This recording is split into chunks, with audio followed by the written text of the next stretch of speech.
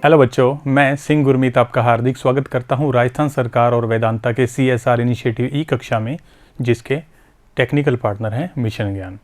बच्चों, हम लोग आपकी एक्सरसाइज 12 में आगे बढ़ते हुए आज समघात अवकल समीकरण के बारे में अध्ययन करने वाले हैं। तो इसके नाम से स्पष्ट है बच्चों, समघात अवकल समीकरण यानी हर एक पद में घातों का योग एक समान होने वाला है, लेकिन इसको सम संख्याओं से जोड़ने की आवश्यकता बिल्कुल भी नहीं है। तो समघात अवकल समीकरण का मीनिंग क्या है बच्चों? जिसके प्रत्येक पद में dy/dx को छोड़ते हुए प्रत्येक पद में x और y की घातों का योग एक समान रहे, उसको समघात अवकल समीकरण बोला जाता है। अब बच्चों, जो प्रत्येक समघात अवकल समीकरण होती है वो दो रूपों में बदली जा सकती है। तो मैं इसके लिए आपके लिए छोटा सा एग्जाम्पल ले रहा हूँ, ये वाला एग्जाम्पल। इस एग्जाम्पल में यदि आप ध्यान देंगे तो इस पद में यहाँ पर x² यानी घात कितनी बन रही है 2, यहाँ पर y² यानी घात कितनी बन रही है 2, लेकिन यहाँ पर घात 1 है और घातों का योग करूँ तो बच्चों कितनी बन रहा है 2, यानी हर एक पद में घातों का योग आ रहा है 2, 2 और 2 एक समान। यहाँ पर सम संख्याओं से जोड़ के नहीं सोचना है, हर एक पद में घातों का योग एक समान होना चाहिए। अब ये योग एक समान आ रहा है बच्चों, इसलिए इसे समघात अवकल समीकरण बोला जाता है। अब एक बात सुनिए आप, यदि मैं इस अवकल समीकरणों को कुछ इस प्रकार नोट कर लूँ, dy/dx इज इक्वल x² का लगा दूं भाग। यदि इस पद में x² का भाग लगाऊं तो यहाँ पर बनेगा 3 गुना में y/x, और यदि यहाँ पर x² का भाग लगा दूं तो आ जाएगा y/x का होल स्क्वायर। इसका मतलब ये जो dy/dx के रूप में मैं क्वेश्चन को नोट कर रहा हूँ, ये एक्चुअल में बन रहा है फंक्शन ऑफ y/x, यानी ये वाली अवकल समीकरण इस रूप में व्यक्त हो सकती है बच्चों। नेक्स्ट, यदि मैं इसी क्वेश्चन को देखूं जो हमारे पास है x² dy/dx is equal 3xy plus में y²। मैं इस पद को वज्र गुणा करके उधर लेके जा रहा हूं और इस पद का लगा रहा हूं भाग। इस आधार पर मुझे dx/dy का मान मिलेगा बच्चों। जब मैं इसको पद को उधर शिफ्ट करूँगा, ये पद इधर आएगा तो ये बन जाएगा x² बटे में 3xy प्लस में y², 3xy बटे में y²। अब यहाँ पर एक छोटा सा कर रहा हूँ काम बच्चों, मैं इसके अंश और हर में y² का लगा रहा हूँ भाग, जिससे होगा क्या, यहाँ देखना, अंश में लगाऊंगा y² का भाग तो x/y का होल स्क्वायर, यहाँ पर y² का भाग लगाया तो 3 गुना में x/y, और यदि यहाँ पर y² का भाग लगाया तो 1। अब ये वाला जो पार्ट है, यदि आप ध्यान से सोचें, ये वास्तव में बन रहा है फंक्शन ऑफ x/y और इधर बन रहा है dx/dy। इसका मतलब प्रत्येक समघात अवकल समीकरण इनमें से किसी एक रूप में व्यक्त हो सकती है बच्चों। यदि dy/dx है तो फंक्शन ऑफ y/x के रूप में, और यदि dx/dy है तो फंक्शन ऑफ x/y के रूप में। यहाँ पर x/y तो यहाँ भी x/y, यहाँ पर y/x तो यहाँ पर भी y/x। ये बच्चों बहुत ही इंपॉर्टेंट फॉर्म है, क्योंकि कई बार क्वेश्चन इस रूप में नहीं आता, उसमें आपको ये स्पष्ट रूप से पता लगेगा कि वो फंक्शन ऑफ x/y है या फंक्शन ऑफ y/x। तो वहाँ से भी आइडेंटिफाई होता है कि ये एक समघात अवकल समीकरण है। एग्जाम में बाई नेम नहीं आता क्वेश्चन कि यह है समघात अवकल समीकरण और इसको हल करो, या ये है वेरिएबल सेपरेबल वाली फॉर्म है, इसको आप हल करो। वहाँ पर आपको खुद को आइडेंटिफाई होता है करना। तो आइडेंटिफाई करने के लिए बता रहा हूँ, या तो इस प्रकार प्रत्येक पद में घातों का योग एक समान बनेगा, या वो फंक्शन ऑफ y/x होगा। यदि वो फंक्शन ऑफ y/x हो तो उसको dy/dx की फॉर्म में लिखना है, या वो फंक्शन ऑफ x/y होगा तो उसको dx/dy की फॉर्म में लिखना है। तो इस बात का आपने ध्यान रखना है कि प्रत्येक समघात अवकल समीकरण इन दो में से किसी एक रूप में व्यक्त हो सकती है, और इसी से हम इसको आगे हल करने वाले हैं बच्चों। तो पहले जो मैंने बताया उसके बारे में बात कर लेता हूँ। समघात अवकल समीकरण ऐसी अवकल समीकरण जिसके प्रत्येक पद में x और y की घातों का योग एक समान रहता है, समघात अवकल समीकरण होती है। ये एग्जाम्पल, पहले इसमें x² का भाग लगाकर इसको फंक्शन ऑफ y/x के रूप में बदला है, और दूसरी बार इसको उल्टा करके इस पद को ही और y² का भाग लगाकर इसको फंक्शन ऑफ x/y के रूप में बदला है। यानी ये दो रूपों के रूप में व्यक्त हो सकती है। अब बच्चों, हमने एक बात नोटिस कर ली कि यदि वो dy बाई डी एक्स के रूप में होगी तो बनेगा फंक्शन ऑफ y बटे एक्स, और यदि वो dx बटे dy के रूप में होगी तो वहाँ पर बनेगा फंक्शन ऑफ x बटे में y। दोनों को हल करने का मेथड एक साथ एक्सप्लेन कर रहा हूँ बच्चों। अगर ये आए तो इसमें y बटे x को मानना है v, और ये आए तो आप x बटे y को क्या मान लोगे, v। जिसका फंक्शन बन रहा हो ना उसी को v मानना है। अब इसका यदि वज्र गुणा करूं तो ध्यान से सोचो, y की जगह पर मान क्या बन जाएगा, vx, और इसका वज्र गुणा करूं तो x का मान क्या बन जाएगा, vy। तो आप y बटे x को v माने या y को vx माने एक ही बात है। आप x बटे y को v माने या x को vy माने एक ही बात है, इस रूप के लिए और इस रूप के लिए। दोनों के बारे में अलग अलग सोचना है, लेकिन दोनों को सॉल्व करने का मेथड मैं एक साथ बता रहा हूँ बच्चों।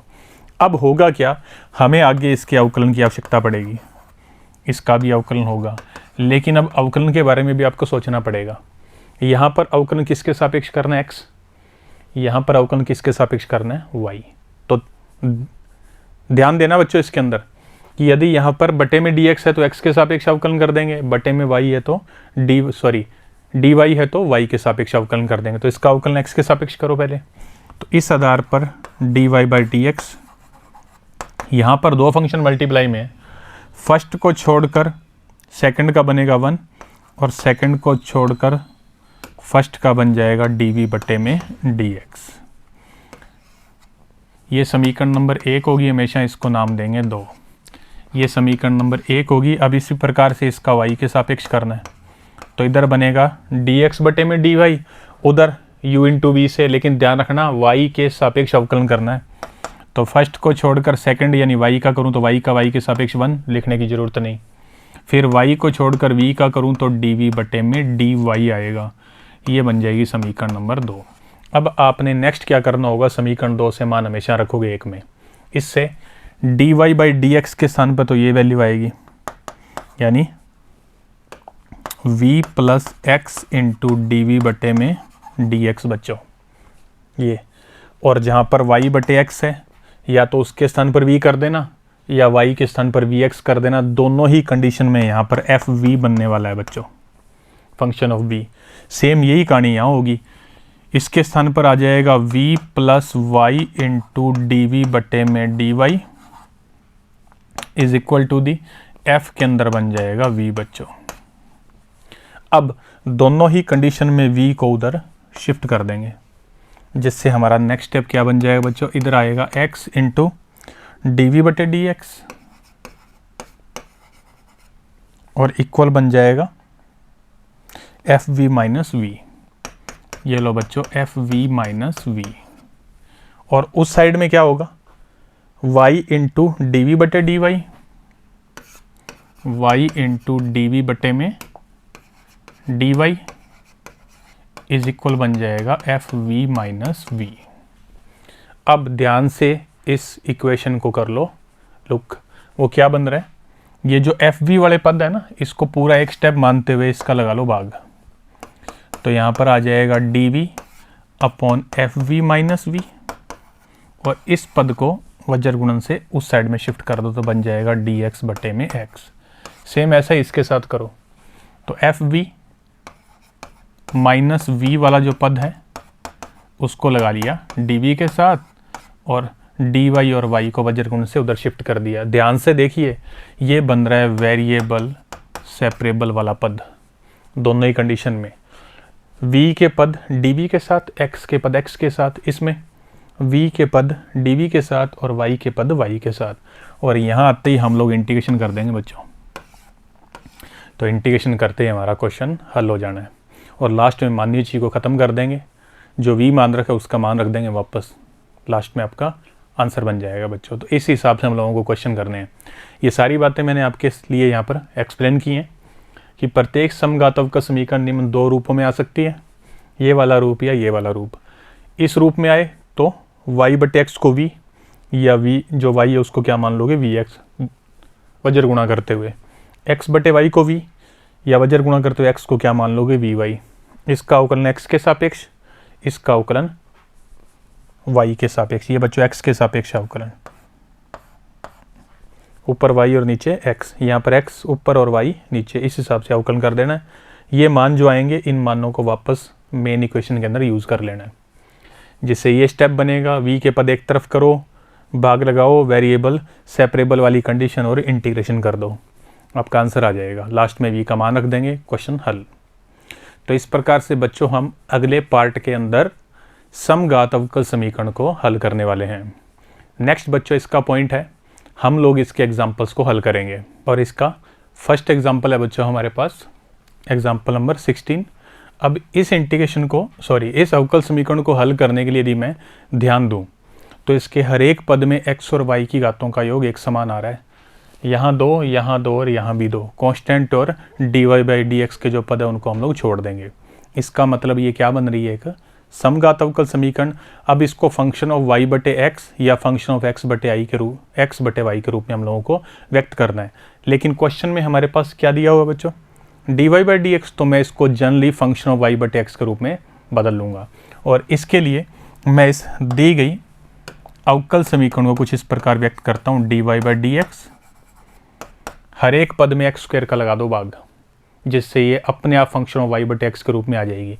जब x² का भाग लगाऊंगा इस पद में तो हमारे पास आएगा 3 गुणा में y/x। यहाँ पर x² का भाग लगाऊंगा बच्चों तो ये बन जाएगा y/x का होल स्क्वायर, और बटे में जब x² का भाग लगेगा तो बन जाएगा 3। अब इसके पार्ट बना देता हूँ बच्चों दो, एक ये पार्ट और एक ये पार्ट, जिससे हमारे पास फाइनली dy/dx के रूप में जो इक्वेशन आ रही है वो क्या आएगी, y/x और 1/3 और y/x का होल स्क्वायर। ये लो बच्चों, इसको नाम देता हूँ समीकरण नंबर 1।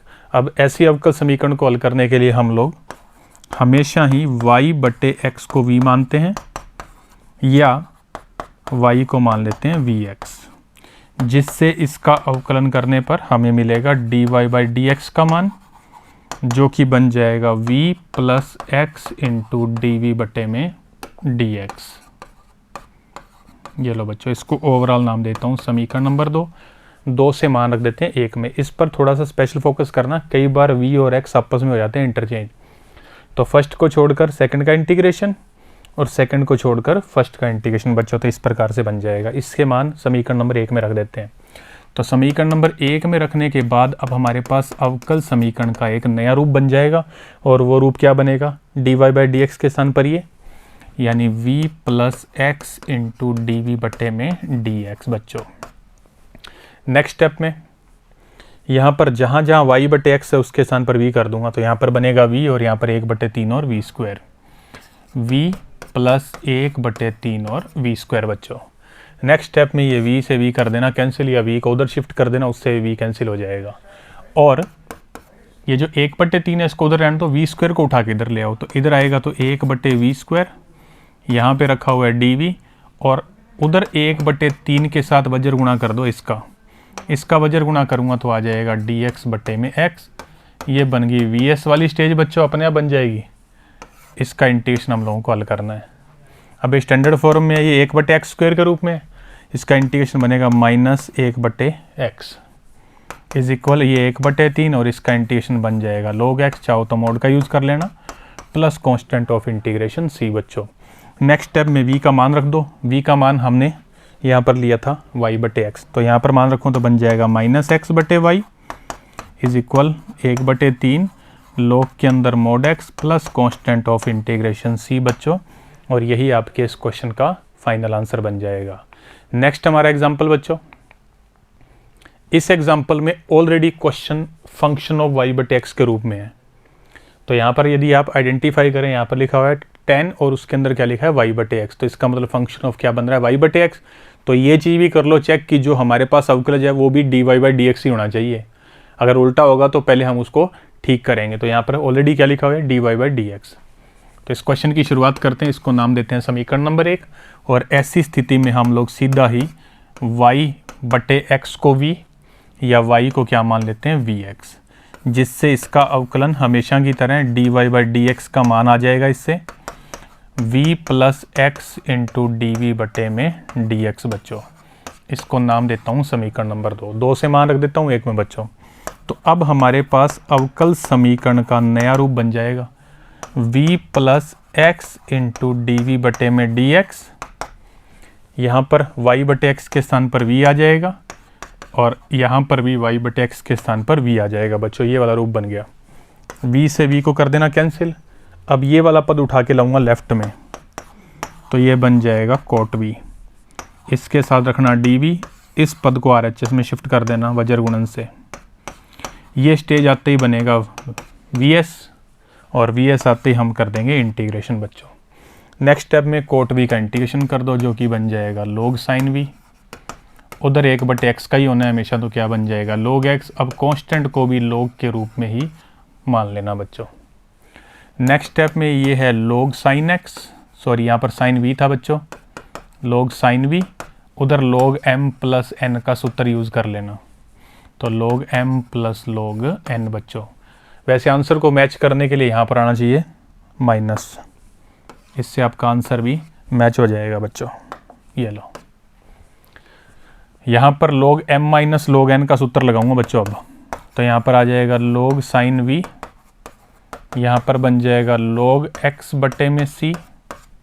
नेक्स्ट स्टेप में दोनों तरफ से log को हटा दूंगा, यानी एंटी log ले लूँगा, तो यहाँ पर बचेगा sin v is equal to the x upon c। c का वज्र गुणा इधर कर दो, v का मान रख दो, v का मान था बच्चों y बटे x is equal to the x, और यही आपके क्वेश्चन का फाइनल आंसर बन जाएगा बच्चों। तो इस प्रकार से ये हल हो सकता है। नेक्स्ट हम इसका अगला एग्जांपल हल करते हैं। इसमें भी ध्यान से देखेंगे तो फंक्शन y बटे एक्स के रूप में ये रहा। तो पहले सिर्फ dy बाई डी एक्स का मान ज्ञात करते हैं स्टैंडर्ड फॉर्म में लेकर आने के लिए, और उसके लिए मुझे इस पूरे पद का यहाँ पर भाग लगाना पड़ेगा। अब एक एक करके भाग लगाता हूँ। पहले इस पद का जब इसमें भाग लगेगा तो साइन से साइन कैंसिल, y के बटे में आ जाएगा सिर्फ x, तो यहाँ पर आ जाएगा y बटे में x। दूसरे पद में ध्यान दो, इसका जब इस x में भाग लगेगा तो x से x कैंसिल, बटे में आ जाएगा साइन y बटे x, और जब बटे में साइन आएगा ऊपर आगे बन जाएगा कोसेक, अंदर वाला मान x बटे y ही रहेगा। ये आपकी मेन इक्वेशन बन गई बच्चों, भाग देने के बाद की स्थिति है। अब इसके अंदर वैसे ही फंक्शन ऑफ y बटे एक्स होने की वजह से हम y को क्या मान लेंगे vx, जिससे इसके अवकलन से हमें dy बाई डी एक्स का मान मिलेगा बच्चों v plus x into d v बटे में डी एक्स। इसको ओवरऑल नाम दूंगा समीकरण नंबर 2। 2 से मान 1 में रख दूंगा, तो अब मुझे नए रूप में अवकल समीकरण मिलने वाली है ये। तो इसके स्थान पे तो आ जाएगा v plus x into d v बटे में डी एक्स बच्चों। इसके स्थान पर कर दूंगा v, माइनस में इसके स्थान पर आ जाएगा कोसेक और v, क्योंकि ऑलरेडी y बटे एक्स को मैंने मान रखा है v, तो y बटे एक्स के स्थान पर v कर दिया। अब इससे देखना बच्चों, ये तो हो गया कैंसिल, ये माइनस और कोसेक को इधर ले आना।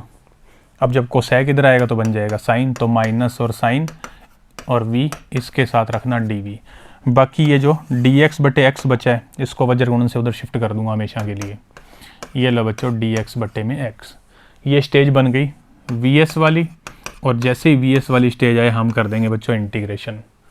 अब इसमें माइनस और आ रहा है साइन v, साइन v का इंटीग्रेशन क्या बन जाएगा बच्चों माइनस कोस v, तो माइनस माइनस हट जाएंगे तो सिर्फ आएगा कोस v। उसका हमेशा की तरह क्या आएगा log x, और चाहूँ तो साथ में यूज़ कर लूँगा log c।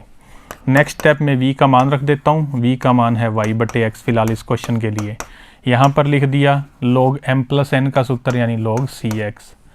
नेक्स्ट स्टेप में log को इधर शिफ्ट किया या एंटी log लूँ तो ये बन जाएगा e की पावर में cos y बटे एक्स, उधर बन गया cx। चाहो तो यहाँ तक छोड़ दो और चाहो तो ये c का भाग इधर लगा दो। जब c का भाग लगेगा तो 1/c बनेगा, वो बन जाएगा नया कॉन्स्टेंट ऑफ इंटीग्रेशन c1। आप चाहो तो यहाँ तक छोड़ के भी फाइनल आंसर आ सकता है बच्चों। नेक्स्ट हमारा एग्जाम्पल बच्चों, इस एग्जाम्पल में हमारे पास जो क्वेश्चन है, यदि मैं उस पर ध्यान दूं तो यहाँ पर log m minus log n है, तो जो कि log m बटे n से log y बटे x बनाएगा, यानी ये भी फंक्शन ऑफ y बटे x बनेगा। तो इस क्वेश्चन को स्टैंडर्ड फॉर्म में बदलने के लिए मुझे सिर्फ dy बाई डी एक्स के मान की आवश्यकता होती है शुरू में। तो इसके साथ क्या है x, इस x का लगाऊंगा भाग। अब भाग लगाऊंगा सिर्फ यहाँ बाहर, तो जैसे ही x का भाग लगाया बाहर बन जाएगा y बटे x। अंदर देखिए ये बन रहा है log m minus log n, इसको लिख देता हूँ log y बटे में x और साथ में चल रहा है प्लस का 1 बच्चों। ये लीजिए, इसको नाम देता हूँ समीकरण नंबर 1। और इस क्वेश्चन को हल करने के लिए हम लोग y बटे x को मान लेते हैं बच्चों v। इसका मतलब y इक्वल क्या बन जाएगा vx, जिसका अवकलन करने पर हमेशा की तरह मुझे dy बाई dx का मान मिलने वाला है और वो होगा v plus x into d v बटे में dx, जिसको ओवरऑल नाम दे रहा हूँ समीकरण नंबर 2। 2 से मान हमेशा की तरह रखना है 1 में मान रखूँगा तो अब मेरे पास जो अवकल समीकरण है उसका रूप कुछ ऐसा बन जाएगा। यहाँ पर था dy बाई dx, उसके स्थान पर ये आएगा, यानी v plus x into d v बटे में dx इज इक्वल, जहाँ जहाँ y बटे x मेरे पास आ रहा है उसकी जगह मैं रख दूंगा v बच्चों। तो यहाँ पर बन जाएगा v, फिर कोष्ठक के अंदर log v और प्लस में 1। नेक्स्ट स्टेप में इस v को उधर शिफ्ट कर रहा हूँ और इनका आपस में गुणा कर रहा हूँ। तो यहाँ पर बचेगा x इंटू डी वी बटे में dx, उधर v का गुणा करूँ तो v इंटू में log v प्लस में v, ये v उधर गया तो माइनस v, ये तो कैंसिल। नेक्स्ट स्टेप में इन दो पदों का जो गुणा है उसको मैं इधर शिफ्ट कर रहा हूँ LHS में। तो यहाँ पर आ जाएगा 1 बटे में v log v और साथ में रखा dv, और इस पद को वज्र गुणा से उधर शिफ्ट करूँ तो आ जाएगा dx बटे में x, vs वाली स्टेज। नेक्स्ट स्टेप में करना है इंटीग्रेशन। अब इस इंटीग्रेशन को हल करने के लिए मैं थोड़ा सा इसको कर देता हूँ चेंज। ये जो 1 बटे में v लिखा है इसको मैं यूँ अंश में कर रहा हूँ शिफ्ट। हो सकता है बच्चों फाइनली आंसर पे कोई फ़र्क नहीं पड़ेगा। यहाँ पर है dx बटे में x। अब ऐसा मैंने इसलिए किया है क्योंकि इससे नीचे का पूरा अवकलन ऊपर बन रहा है देखो, तो इस साइड का इंटीग्रेशन करना बड़ा ही आसान हो जाएगा। नीचे वाले फलन पे लगाऊंगा log। अब नीचे वाला फलन ऑलरेडी क्या था log, तो ये बन जाएगा log log और v, log log v। Next step में इधर का इंटीग्रेशन क्या बन जाएगा बच्चों, log x। अब कांस्टेंट भी लूँगा ना, वो भी मैं log के रूप में ही शिफ्ट कर लेता हूँ। यहाँ पर ये log और log v को एज इट इज नोट कर लो। वहाँ पर बन जाएगा log x गुणा में c, दोनों साइड से एक एक log को हटा दो एंटी log लेने से, बाकी बचेगा log v equal cx। v का मान रख दो बच्चों, और v का मान कितना था y बटे x इज इक्वल cx। आप चाहो तो थोड़ा बहुत और भी हल हो सकता है, लेकिन यदि आप यहाँ तक भी छोड़ देंगे तो भी आपका आंसर बिल्कुल सही माना जाएगा बच्चों। तो इस प्रकार हमने समघात अवकल समीकरण और उसके जो एग्जाम्पल्स हैं उनको हल कर लिया है बच्चों। अगले वीडियो के साथ जल्दी मुलाकात करेंगे। धन्यवाद।